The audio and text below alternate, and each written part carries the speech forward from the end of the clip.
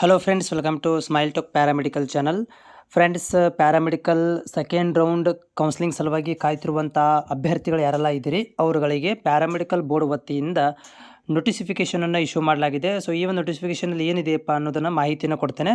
ಅಭ್ಯರ್ಥಿಗಳು ಈಗ second round counsellings ಆರಂಭದ ಬಗ್ಗೆ ಇಲ್ಲಿ ನೋಟಿಫಿಕೇಷನ್ ಜಾರಿ ಮಾಡಿರುವಂಥದ್ದು ಆಫಿಷಿಯಲ್ ಅನೌನ್ಸ್ಮೆಂಟ್ ಆಗಿರುವಂಥದ್ದು. ಈಗಾಗಲೇ ನಿಮ್ಗೆ ಯಾರಿಗೆಲ್ಲ ಸೀಟ್ ಸಿಕ್ಕಿರಲಿಲ್ಲ ಮತ್ತು ಸೀಟ್ ಸಿಕ್ಕಿತ್ತು ಆದರೆ ಅಡ್ಮಿಷನ್ ಆಗಿರಲಿಲ್ಲ ಅಂಥವ್ರುಗಳಿಗೆ ಈ ಒಂದು ಕೌನ್ಸಿಲಿಂಗ್ ಪ್ರಕ್ರಿಯೆಗಳಿಗೆ ನಿಮಗೆ ನೋಟಿಫಿಕೇಷನ್ಗಳನ್ನು ಜಾರಿ ಮಾಡಿದ್ದಾರೆ.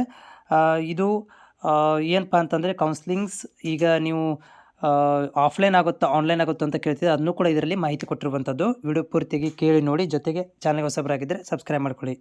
ಸೊ ನೋಡಿ ಅಭ್ಯರ್ಥಿಗಳು, ಇದೊಂದು ನೋಟಿಫಿಕೇಷನ್ ಕೊಟ್ಟಿರುವಂಥದ್ರಲ್ಲಿ ಏನು ಹೇಳ್ತಾ ಇದ್ದಾರೆ ಅಂತಂದ್ರೆ 2025-26ನೇ ಸಾಲಿನ ಡಿಪ್ಲೊಮಾ ಪ್ಯಾರಾಮೆಡಿಕಲ್ ಕೋರ್ಸ್ಗಳಿಗೆ ಆನ್ಲೈನ್ ಮುಖಾಂತರ ಆನ್ಲೈನ್ನಲ್ಲಿ ಕೌನ್ಸಿಲಿಂಗ್ ಅಂದರೆ 2ನೇ ಸುತ್ತಿನಲ್ಲೂ ಕೂಡ ನೀವು ಆಪ್ಷನ್ ಎಂಟ್ರಿಗಳನ್ನು ಮಾಡಬೇಕಾದ್ರೆ ಆಫ್ಲೈನ್ ಇರೋದಿಲ್ಲ, ಆನ್ಲೈನ್ ಮೂಲಕ ನೀವು ಆಪ್ಷನ್ ಎಂಟ್ರಿಗಳನ್ನು ಮಾಡಿ ಏನು ಮಾಡಬೇಕಂತಂದರೆ ಕಾಲೇಜ್ಗಳನ್ನು ಆಯ್ಕೆ ಮಾಡ್ಕೋಬೇಕು ಅಂತ ಹೇಳಿದ್ದಾರೆ.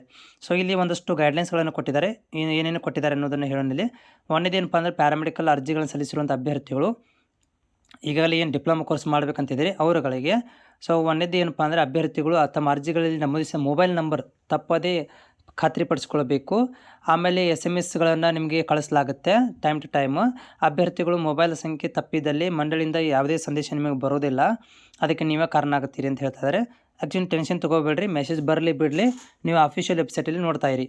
ಯಾಕಂದರೆ ಇದು ಮೆಸೇಜ್ ಏನಪ್ಪ ಅಂದರೆ ಒಬ್ಬರಿಗೆ ಗೊತ್ತಾಗೋದಿಲ್ಲ ಅಂದರೆ ಮರ್ತಿರ್ತಾರೆ, ಅವರಿಗೆ ಇಂಟಿಮೇಟ್ ಮಾಡಲಿಕ್ಕೆ ಒಂದು ಮೆಸೇಜ್ಗಳನ್ನು ಕೊಡ್ತಾರೆ.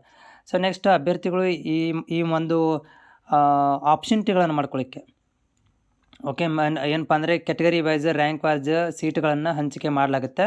ಸೊ ಅದಕ್ಕೆ ಆಪ್ಷನ್ ಎಂಟ್ರಿಗಳನ್ನು ಮಾಡಬೇಕಾಗತ್ತೆ. ಆಪ್ಷನ್ ಎಂಟ್ರಿಗಳನ್ನು ನಿಮಗೆ ಇದೇ ತಿಂಗಳು ನೋಡಿ ದಿನಾಂಕಗಳನ್ನು ಕೊಟ್ಟಿದ್ದಾರೆ. ಸೊ 24ರಿಂದ 27ನೇ ತಾರೀಕು ತನಕ ನಿಮಗೆ ಆಪ್ಷನ್ ಎಂಟ್ರಿಗಳನ್ನು ಮಾಡಲಿಕ್ಕೆ ಆನ್ಲೈನ್ ಮುಖಾಂತರ ಎಲ್ಲಿ ಹೋಗೋ ಹಾಗಿಲ್ಲ, ಮೊಬೈಲಲ್ಲಿ ಆಪ್ಷನ್ ಎಂಟ್ರಿಗಳನ್ನು ಮಾಡ್ಬೋದು. ಅದಾದ ನಂತರ ರಿಸಲ್ಟ್ ನೋಡಿರಿ. ನೆಕ್ಸ್ಟ್ ಏನು ಮಾಡ್ತಾರಪ್ಪ ಅಂತಂದರೆ ಇಲ್ಲಿ ಮೊದಲ ಸುತ್ತಿನ ಪ್ರಕಟಣೆಗಿಂತ ಮುಂಚೆ ಸೊ ಇಲ್ಲಿ ಏನು ಮಾಡ್ತಾರಪ್ಪ ಅಂತಂದರೆ ಪ್ರಕಟಣೆ ಮುಂಚೆ ಮೋಕ್ ರಿಸಲ್ಟನ್ನು ಅನುಕೂಲ ಸೀಟು ಹಂಚಿಕೆಯನ್ನು ನೀಡಲಾಗುತ್ತೆ. 29 ತಾರೀಕಿಗೆ ಮೋಕ್ ರಿಸಲ್ಟ್ ಬರುತ್ತೆ.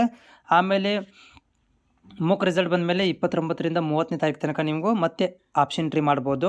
ಅದಾದ ನಂತರ 31ಕ್ಕೆ ಫೈನಲ್ ರಿಸಲ್ಟ್ ಬರುತ್ತೆ. 31ರಿಂದ 7ನೇ ತಾರೀಕು ತನಕ ಮುಂದಿನ ತಿಂಗಳು 7ನೇ ತಾರೀಕು ತನಕ ಕಾಲೇಜ್ಗಳಿಗೆ ಹೋಗಿ ಅಡ್ಮಿಷನನ್ನು ತೊಗೋಬೋದು.